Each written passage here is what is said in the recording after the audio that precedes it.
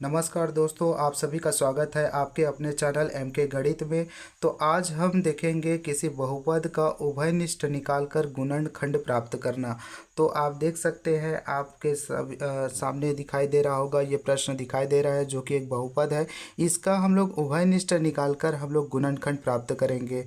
तो इसका गुणनखंड निकालने से पहले सबसे पहला चरण ये होगा कि हम ये जो अचर राशि दिखाई दे रहा है 12 और 4, इसका गुणांक दिखाई दे रहा है, जो भी चर राशि है उसका जो गुणांक दिखाई दे रहा है, उस गुणांक का सबसे पहले हम लोग अभाज्य गुणनखंड विधि से गुणनखंड निकाल लेंगे। उसके बाद हम यहाँ पे मान रखेंगे इसके जगह में, उसके पश्चात ही हम लोग उभयनिष्ठ निकालेंगे। ठीक है, तो चलिए सबसे पहले हम जो 12 और 4 जो है जो गुणांक है उसका हम लोग अभाज्य गुणनखंड विधि से गुणनखंड कर लेते हैं। तो सबसे पहले 12 का गुणनखंड करेंगे। ठीक है, तो सबसे छोटी अभाज्य गुणनखंड 2 है, तो 2 से सबसे पहले इसको भाग दीजिए, क्योंकि ये जो 12 जो है वो सम संख्या है, तो 2 से भाग जाएगा, तो 2 6 के 12 हो जाएगा। इस प्रकार से 6 बार में भाग जाएगा।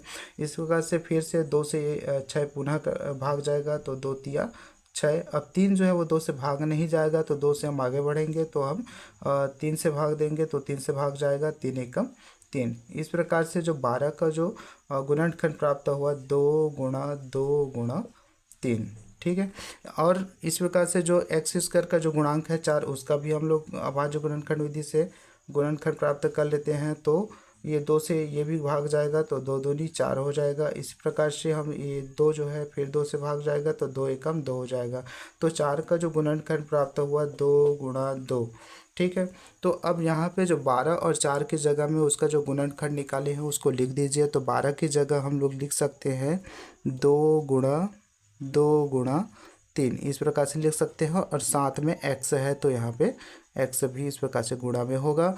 और धन का चिन्ह है, तो धन का चिन्ह यहाँ पे लगा दीजिए। ठीक है, इसके बाद में 4 का जो गुणनखंड निकाले हैं 2 गुणा 2 निकाले हैं, तो उसको लिख दीजिए 2 गुणा 2। और इस प्रकार से x का घात 2 है, तो x का घात 2 को हम लोग लिख सकते हैं x गुणा x, इस प्रकार से लिख सकते हैं। ठीक है, 2 बार है तो x घात 2 है, तो हम इस प्रकार से 2 बार लिख दिए।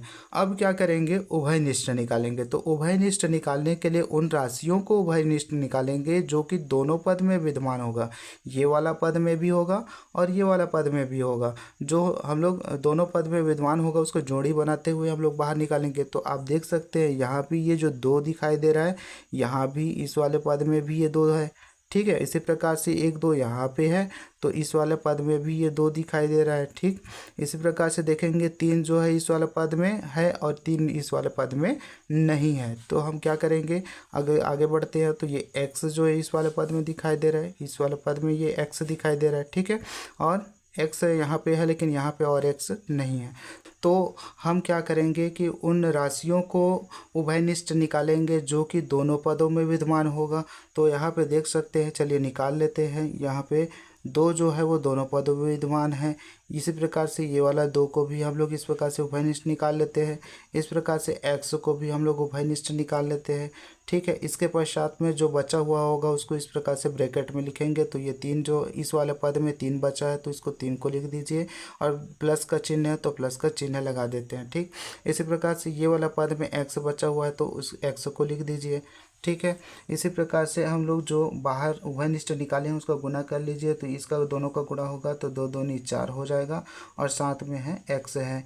इसी प्रकार जो ब्रैकेट में बचा हुआ है क्या, 3 + x, इस प्रकार से इसका जो गुणनखंड निकला, यही इसका आंसर है। ठीक, अब यहाँ पे देख सकते हैं ये जो है, अगर इस वाले बहुपद को मैं अगर 4x को लेकर अगर भाग दूं तो ये पूरा पूरा विभाजित होगा, या फिर 3 + x से अगर मैं भाग देता हूं तो ये भी पूरा पूरा इसको भाग देगा। ठीक है, या तो फिर हम इन दोनों का गुणा करेंगे, तो गुणा करने के बाद में हमें यही बहुपद प्राप्त होगा। तो यही तो गुणनखंड है।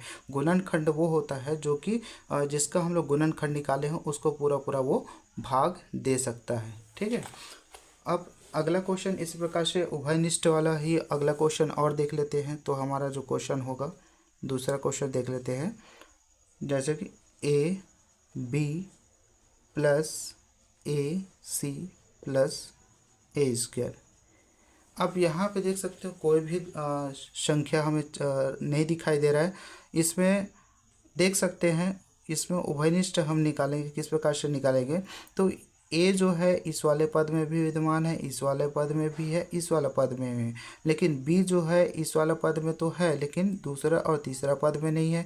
इसी प्रकार से सी जो है वो तीसरा और पहला पद में नहीं है लेकिन दूसरा पद में है। तो ए जो है वो तीनों पद में है, तो ए को हम लोग उभयनिष्ठ यहाँ से निकाल सकते हैं। तो चलिए निकालेंगे, तो इसको और भी विस्तार करेंगे, तो A B plus A C plus A को 2 बार लिख सकते हैं क्योंकि ए का स्क्वायर है। इस प्रकार से ए देख सकते हैं इसमें भी है, इसमें भी है और इसमें भी है, तो ए को आप लोग उभयनिष्ठ निकाल सकते हैं। ठीक, अब बचा है उसको लिख लीजिए। यहाँ पे बी बचा है, इस वाले पद में सी बचा है और इस वाला पद में एक ए बचा हुआ है। तो इसको हम लोग चक्रीय क्रम में लिख लेते हैं, ये जो अंदर जो ब्रैकेट के में है उसको। तो ये हो जाएगा, सबसे पहले क्या आएगा, ए को लिखेंगे, दूसरा आएगा बी आएगा, उसके बाद में सी आएगा। तो इस प्रकार से हम चक्रीय क्रम में लिख सकते हैं। ये ए है, ए के बाद में आएगा आपका बी आएगा और बी के बाद में आएगा आपका सी आएगा और सी के बाद में फिर आएगा ए आएगा, तो ए बी सी। ठीक है, यही इसका गुणनखंड है। ठीक, तीसरा क्वेश्चन हम लोग देख लेते हैं। तीसरा क्वेश्चन है हमारा 2x³ प्लस 4x। तो इसको विस्तार कर लीजिए। 2 इंटू एक्स 3 बार है, एक्स का घात 3 है, मतलब एक्स जो है वो 3 बार है इस प्रकार से, और बीच में प्लस का चिन्ह है तो प्लस का चिन्ह लिख दीजिए। अब ये 4 का गुणनखंड हम लोग कर चुके हैं, देख सकते हैं 2 गुणा 2 होगा, तो 4 की जगह हम लिख सकता हूँ 2 गुणा 2, इस प्रकार से लिख सकता हूँ, और साथ में इस प्रकार से x जो है वो गुणा में रहेगा। इस प्रकार आप देखेंगे कि दोनों पदों में जो विद्यमान है उसको हम लोग उभयनिष्ठ निकालेंगे। तो आप यहाँ पे देख सकते हैं ये जो 2 है, यहाँ भी 2 है, ठीक है, ये 2 है, वैसे ही यहाँ भी 2 है, यहाँ पे x है तो यहाँ भी ये x है। ठीक, तो यहाँ पे उभयनिष्ठ निकलेगा, सिर्फ 2 निकलेगा और ये x निकलेगा। अब यहाँ बचा हुआ है क्या, x का स्क्वायर बचा, x² बचा हुआ है और प्लस यहाँ बचा है 2। तो इस प्रकार से यही इसका क्या होगा, गुणनखंड होगा। इस प्रकार से वीडियो अच्छा लगे तो लाइक और शेयर कीजिए और चैनल को सब्सक्राइब कीजिए ताकि नए नए वीडियो आप तक पहुँचते रहे।